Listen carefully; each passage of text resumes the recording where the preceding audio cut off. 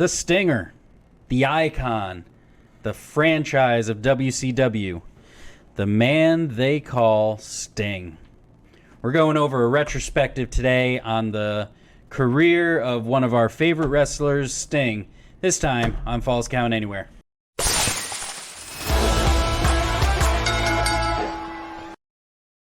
There may be better, there may be worse, but there'll never be another first. Boy, ain't that true. It was a bittersweet day this week when Sting announced that his final match in a wrestling ring will occur this February at, is it Revolution? Revolution. Yep. Revolution, this February 2024. What an unbelievable ride. When I heard that news, I knew that we had to do a deep dive, and I knew two things. One, there's no way I was ever going to have enough time to be prepared. No. So I did a little bit of preparation, but we're literally just coming into this thing. We're going to talk from our hearts. If you don't like Sting, you are not a wrestling fan. That is definitely true for Dan, who is not crazy about Sting. Sting is an icon. He's incredible. I think we all owe a huge debt of gratitude for what he's done for the business. He has probably had the largest influence on professional wrestling outside of WWE. Absolutely. I don't think there's anybody. I mean, he's spent a pity like 1 or 2 years. But other than that, the entirety of his career was spent outside of the WWE. Yep. And I think that the impact that he's had on the business is going to last generations, where our kids are going to see it, our kids' kids are going to see it. So I just thought it would be appropriate for us to go back to look. I've taken a couple of snippets from his past, some interesting things to talk about. Maybe we can talk about our favorite moments with Sting and just pay a little bit of tribute to the man, the myth, the legend, the Stinger himself. So let's start. Stinger is not a spring chicken. Born in 1959. He was 64. Yep, he's 64 years old. He was born in the middle of the country. He was a Nebraska boy, Omaha, that moved as a young man to Southern California and got into bodybuilding. Yep. Played football for a little while, but basically got into bodybuilding and really had no interest in professional wrestling until one faithful night, he happened to go to a WWF match in Los Angeles, and he saw Hogan, Cheek, Andre the Giant, the British Bulldogs, and fell in love and had to figure out how he was going to get involved. And him and a little friend, by the way, Steve Borden is his name. Mm-hmm. Him and another bodybuilding friend, who you might know by the name of Jim Justice Hellwig. By the way, Steve Borden, Jim Hellwig, two names that did not appear on our last FCA episode that totally should have. Right. That's what I thought. As soon as I saw Jim Hellwig, I was like, why the heck wasn't that picked to be on our list? That's a great one. And we both know it. That's the best part. The Dingo Warrior, of course. Jim Hellwig, better known as the Ultimate Warrior, along with some other less friendly names.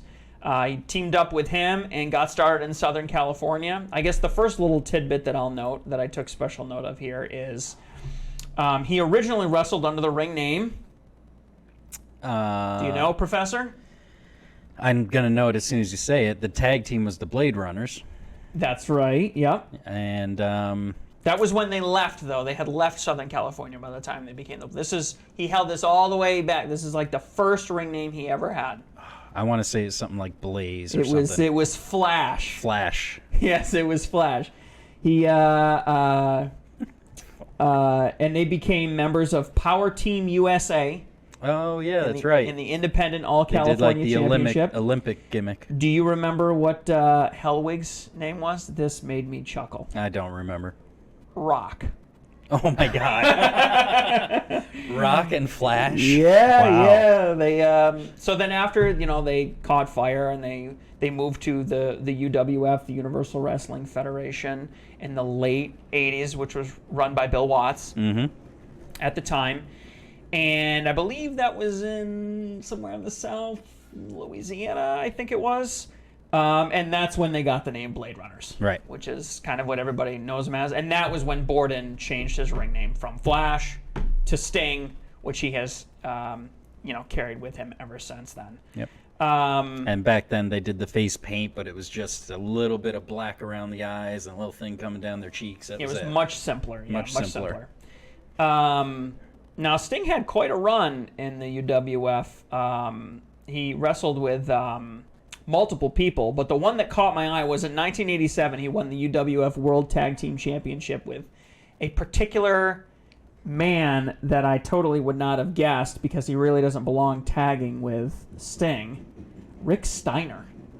You're gonna hear I a could lot see of that. You're gonna hear a lot that. of name dropping in this conversation because He's been with everybody. He's wrestled everybody. He's known everybody. It's he moved to Jim Crockett Productions in the late '80s, which eventually got bought out by World Championship Wrestling, and he was a company man through and through. He spent, I think, 14 years. What year did he go there? 87. 87. So wow. From 87 through the end. I mean, he spent 14 87 years. to 200001. Yep. His contract expired in March 2002 with AOL, and he decided he wasn't going to renew. Yep. And go to WWF. So he was a company man through and through. He had a lot. I mean, he was there from the very beginning, through every up, through every down, and as you'll see as we move through this conversation, the highest and the lowest points, Sting was there. I mean, he really got to give him a lot of credit for his he commitments. was definitely loyal. That's why he was known as the franchise of WCW. And that's very loyal literally, to that company. Literally what he was. And I guess, Sting definitely really got his... I mean, obviously he was associated with Dusty Rhodes, and all. Dusty Rhodes basically made his career Jim Crockett, and then when he moved to WCW, he basically came in like no assembly required. Like, he's just the man, and put him in front of the screen and everybody will love him. But for me, and I know I've brought up this this particular moment multiple times, but he was involved in the initial creation of NWO. He wasn't a member, but he was in the match. He was in the match, at Bash at the where Beach, 1996. Hogan was the third man. Yep, Hogan was the mysterious third man that came out. Massive heel turn. They think he's on Sting's side, and he's totally not. And then, I mean, it was so crazy. People From that point on, he was the main opponent against the NWO. Yeah, he became sort of, and this is true to the company man gimmick, he became basically representing WCW against NWO, this interfering heel faction. He literally became the face of WCW. Probably the most famous swerve in wrestling history. When he joined the Wolfpack? No, the NWO. Oh, yeah. The NWO. The moment of the creation of the NWO. Yes, definitely. But that's a good transition to our next moment, which is, yes. So, there was a couple of, it lasted, NWO ran like 2 full years. It wasn't until like 98 that you saw the quote-unquote Wolfpack, which initially was made up of Kevin Nash and Macho Man Randy Savage split. And there was this huge, probably the second biggest swerve in wrestling history, which is everyone was kind of courting Sting. You remember at the time... Yep, because Luger joined the Wolfpack. Luger was Sting's best friend. Sting's old buddy, and he had been pairing with the Giant, Paul White, for a long time. That's right, they were tag champions. That's right, they were tag champions. Paul decided to go NWO, decided to go Hollywood NWO, which is what it became known as. And so there was this big, like, what's Sting going to do? Where's he going to go? Comes out, black and white, turns around. I think he kicks Hogan or something, He right? shook Hogan's hand, then he pulled him in for a clothesline. Pulled him in, clotheslined him, rips the shirt off. He's wearing the red. Another outstanding... It's funny. You got. But before we jumped into that a little quick, before you went to that, I mean, the beginning of his career, especially in WCW, he had the bright blonde hair. Got him right here on the Funko Pop. I'm sure we'll find a picture. Bright blonde hair, the bright tights. Yeah, Surfer Sting. Then when the NWO came along, and he was starting to change a little bit. His hair got darker, but he was still doing colorful gear. He grew it out. Then the NWO came along, and it was all this... they couldn't trust him. His friends didn't know where he stood, blah, blah, blah. And that's when he turned into the black and white, what he's most famously known for, the Crow Sting. Started coming down from the rafters. Coming with the down baseball from the bat. rafters. That was... No one had ever seen anything like that before. He didn't talk. The first full year that you saw him, he didn't talk, he didn't wrestle, he just came out and broke up the group of NWO, fought him off, came from the rafters, like you said. Never had been done before. And there was so much mystique around him that it almost couldn't be lived up to when he finally had that match with Hogan for the belt. Yeah, when he came out and he had that crow, and I heard Mike Tenay go, Tony Schiavone go, "It's Sting!" I was like, no, it's not. No, you need to adjust your glasses, Tony. But, I mean, that was so iconic. Again, he still wears that face paint. He never went back to the old face paint. It's still funny the white man to this day. At that same time, throughout the 90s, the lights go out in WWF, and everybody's looking for Undertaker. Right. The lights go out in WCW. It's Sting. Everybody's looking for Sting. Yep. And it was amazing how similar yet different the two gimmicks were, how they both became ridiculously iconic. We were talking right before we went on air here about dream matches and how it seemed like Sting has had them all. Undertaker. That was the one he never had. That's the one dream that never got realized. So, got to check our records. I'm pretty sure he wrestled Mark Calloway. He did. He wrestled Mark. What is it?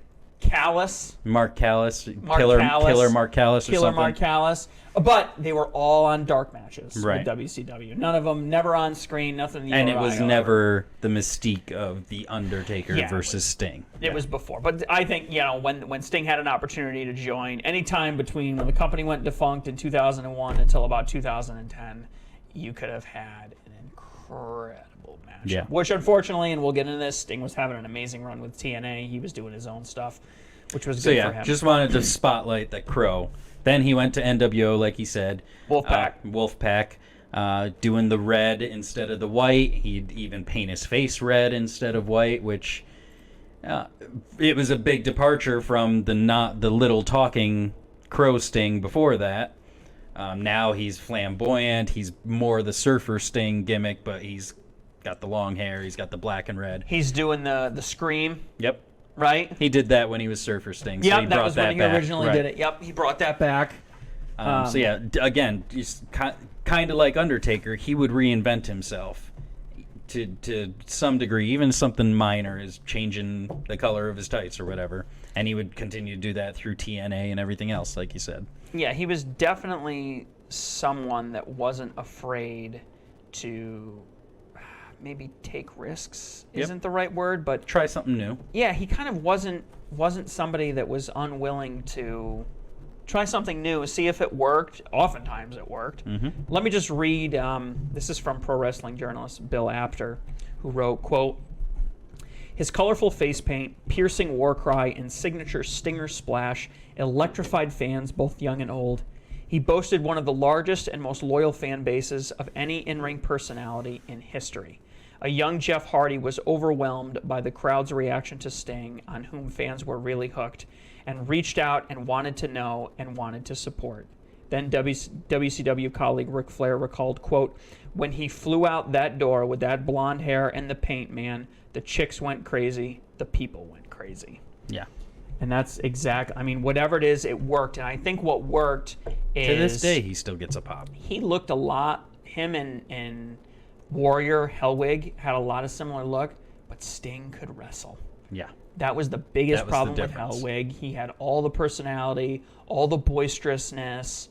He had a better look, too. I think his body was better than Sting's was. But, man, Sting used to be ripped, though. He was stiff. Hellwig would injure people in the ring. He had a nasty attitude, and he couldn't wrestle. He couldn't. He could barely take a bump. But Sting could freaking wrestle. I mean, he really committed himself to the art of professional wrestling. And not just is it a testament to how great Sting is, it's a testament to how close Warrior became to being great. Because really all he had to do was learn how to do a few things. Yeah. And he could have really killed himself. Unfortunately, in 2001, WCW goes belly up for a billion reasons that we could probably do a 5-hour show on. But Sting stuck it out. He was in the very last episode of Nitro. A very last match. Wrestling Flair. I think it was him and Ric Flair. Yeah, I think they were the main event. That was the last televised match on Nitro, I think it was. Because I think it was also the first match on the first Nitro, or the first main event on the first Nitro, one or the other. A very... Poetic. Yeah, poetic is the right way of saying that. So, very poetic ending. His contract is up in March of 2002. Obviously, he's sitting on his hands, not doing much until then, golden handcuffs and whatnot. And then he has an opportunity to come over to WWF, who had bought out WCW, and they're interested in getting his contract. And it didn't really work out. Because by this point, had he already found religion by this point? Sting found religion in 98. Okay, Yep, so I think the reasoning was WWE was doing stuff that he wasn't comfortable that's an interesting participating thing to know. Sting's transformation in front of the camera with his gimmick and his personality reflected a change that he made behind the scenes. In 98, he came clean with everybody. He was a roid user. Mm-hmm. He was a drinker and a drug abuser. He was a philanderer. He came clean with his wife at the time, who, to her credit, stuck with him. And he found Jesus in 98 and has supposedly been living that way ever since. But, it's the kind of, again, it's just a reflection of, I guess it helps when you're as big and tough as Sting is, but it's a tough business to make it in. And his ability to reinvent himself like The Undertaker over and over and over again and continue to be successful, astounding. Not just that. He didn't like a lot of the stuff. This was during the Attitude Era and whatnot. Yep. He wasn't crazy about that. But there was a very difficult, not just television, but dark match schedule that they were trying to push him into. It was very egregious and difficult. They wanted him to work constantly, full-time schedule. Yep, and he really wasn't interested in that, and he decides to bow out. And, he wrestles kind of on the indie circuit for a couple of years. And then, around 2004, he starts appearing on a little-known television program called Total Nonstop Action Impact Wrestling. Yep. Another Southern brand, which seems to be where all the best wrestling comes from. Started by Jeff Jarrett. Took off, ends up pulling in. It actually ends up becoming like a recycled WCW, basically. Right. You see, in the beginning, they were doing weekly pay-per-views. That was their TV. That was how they made their model. Yep. That was how it was. And Hogan gets involved, and Dixie Carter gets involved, big name Bischoff. That was a little bit later. A little later. But Bischoff, and basically all the big names from WCW end up poking their head in. And of course, there's homegrown favorites like Abyss, AJ Styles, like the phenomenal AJ Styles, Samoa Joe. A lot of names that you'll recognize today. But again, he becomes a company man. Right. And he is there basically towards the very beginning. He feuds with Jeff Jarrett right off the bat, founder of the company. He holds the World Heavyweight Championship on 4 different occasions. And then around 2008, he starts to do something very interesting. I want to talk about really the only time that Sting has been on the heel side of the business. And that was From when what I can remember, he joined a group called the Main Event Mafia. Did he join it or did he start it? He was a founding member? That's not fair. He was a founding member. Can you name the other members that served with him in the Main Event Mafia? I tried doing this. I named like 3. Kurt Angle, who was the original leader. Who's the original, right? Scott Steiner. And I want to say Kevin Nash. Yes. Let's not forget about Booker T. Yep, Booker T too. I think he got kicked out though at some point, but yeah. It was all the legends, quote unquote. Let's not forget about Samoa Joe. Yep. Who joined a little late but was there at the very end. Let's not forget about Sharmell. Oh, I did forget about her. Of course you forget about Sharmell. She's just the valet of Booker T. But again, Taz made an appearance in there. It was quite a little. They kind of went up against. Was it Immortal? Fortune. Fortune. Yeah, sorry, Fortune. Fortune. No, they didn't do that. They did that because that was taken. Because that was the Fortune. You can't do that. Yeah. So he basically becomes a company man. He does a brief, it was like 9 months, stint with the Main Event Mafia. Then he feuds with Immortal after that. With Hogan and everything. So now we're into 2010, 2011. And I think it was 2011 was the infamous match with Jeff Hardy. Jeff Hardy's Rock Bottom. I think so, yep. I think it was 2011 that happened. That was at... Victory Road? Victory Road, yeah. It was Victory Road. And Sting kind of, I don't know, he kind of handled it as best as you could imagine. Okay, so again, reinventing himself. I was just going to get to that. Okay, sorry. Go ahead. Stole go ahead. your thunder, but No, that's fine. Go ahead. Get when to he it. started in TNA, he was the classic black and white Sting, Crow Sting, bit more flamboyant, obviously. Does that for a few years, goes to Main Event Mafia, reinvents himself, takes off. As far as I can remember, he didn't wear any face paint, was just wearing glasses. He was a heel, sunglasses. I think when he carried the championship, he had the makeup on. He did? Oh, maybe it was just when he was wrestling then, but that was But one of the then- only times he came out to the ring without face He paint. did have his makeup off multiple times. Yeah. And then, like you said, starts feuding with Immortal, reinvents himself again, and debuts Joker. Joker Sting Joker, based off of Heath Ledger's Joker, from Dark Knight. Yep. which went over okay.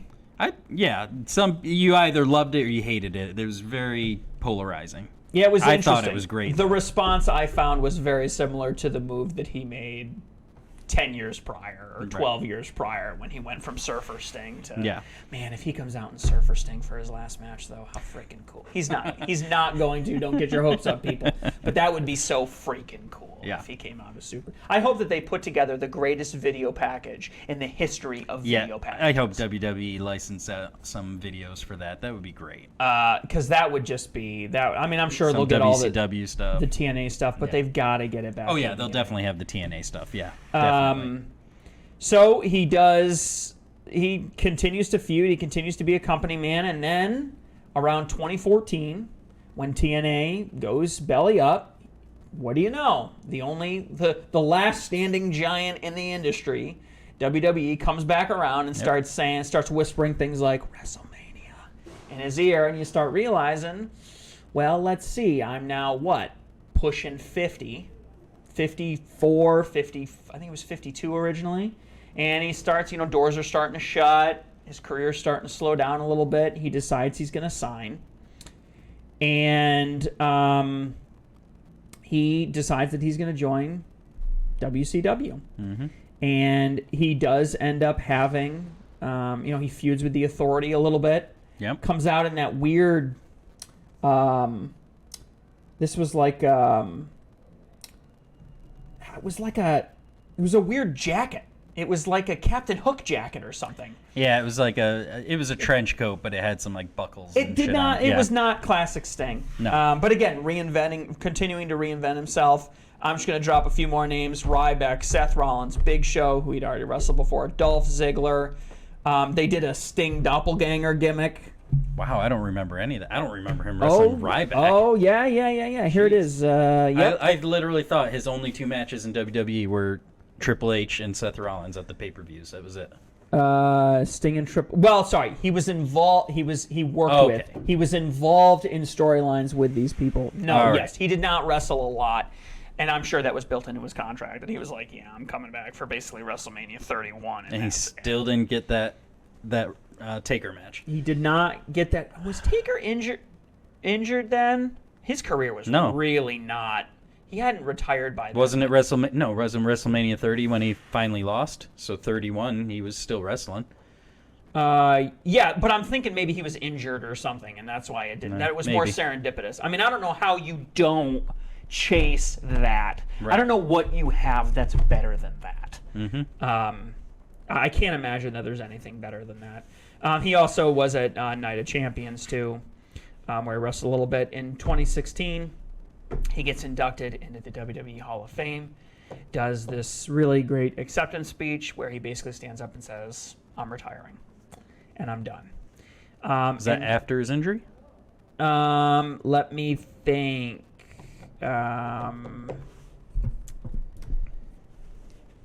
He reneged on having surgery. He was supposed to have surgery, but then he reneged on it because it basically got better on its own. That was after the injury in the Seth Rollins match, though. The freak accident. Yeah. Okay. That's what they called it, the freak accident. All right, so that led to him saying he was retiring then. Okay. Right. On April 2nd, I'll read it exactly. On April 2nd, during his WWE Hall of Fame induction speech, Sting officially announced his retirement from professional wrestling. He appeared at WrestleMania 32 alongside his 2016 inductees, and that was that. That was Sting.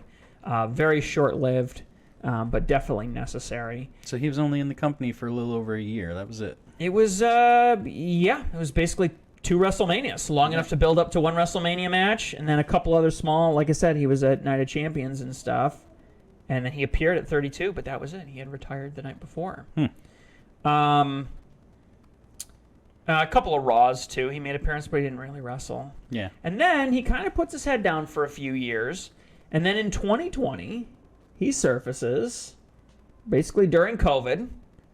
At the end of COVID, actually, towards the end of that year. Winter is coming in AEW. He starts making appearances on AEW, and he basically decides that he's going to take Darby Allin under his wing. Similar gimmicks, similar. I don't know. I can't really say similar style. Darby Allin's a skinny little skater kid, and Sting's an ex-bodybuilder. I wouldn't say they have similar styles, but they have similar looks. And I have to say, I mean, Darby Allin has been good from the beginning. Obviously, one of the 4 pillars of the company. He has really matured in the last 3 years working closely with Sting. Yeah, definitely. I don't know what Sting did with him, but it is working, whatever it is.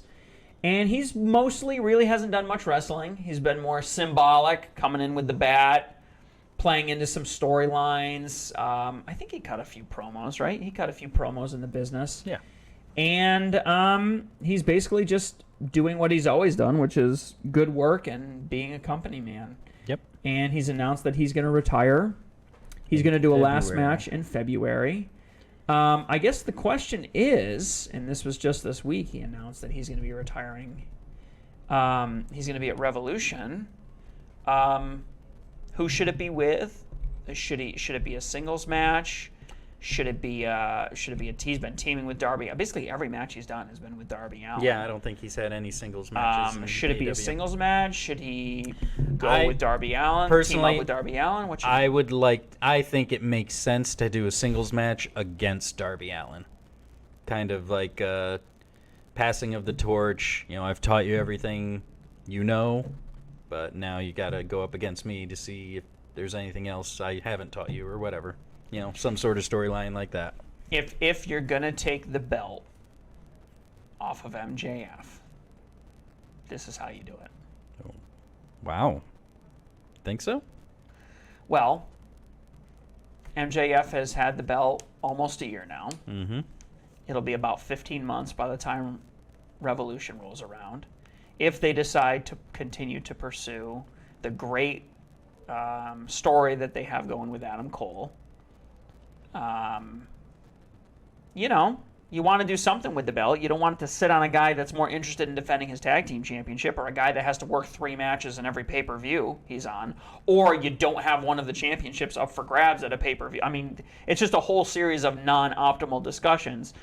You kind of have to make a choice on a long enough time period. You have to take one of the belts off of him. And I think this belt, he's held it for 15 months. He's had some crazy, amazing matches with it. Mm-hmm. You could easily take it off of him. But if you take it off of him, who are you going to put it on? You can't put it on Sammy. You going to put it on Adam Copeland? That's not really why he's there. He's not there to hold the belt. CM Punk's not around anymore. Samoa Joe, okay, you could, but he's on the downslope of his career. You would just give it to him so he could give it to somebody else. If you want to put a guy over, I mean, Orange Cassidy and Darby Allin are the only 2 guys that I think you could realistically make an argument can make a hard charge or take the championship. And each one of them needs that little extra push. They just need a little extra. Darby's willing to put his body on the line. He's proven that time and time again. He's had some amazing matches. And you got Orange Cassidy that's willing to do the same thing, that's held on to his belt for a long period of time.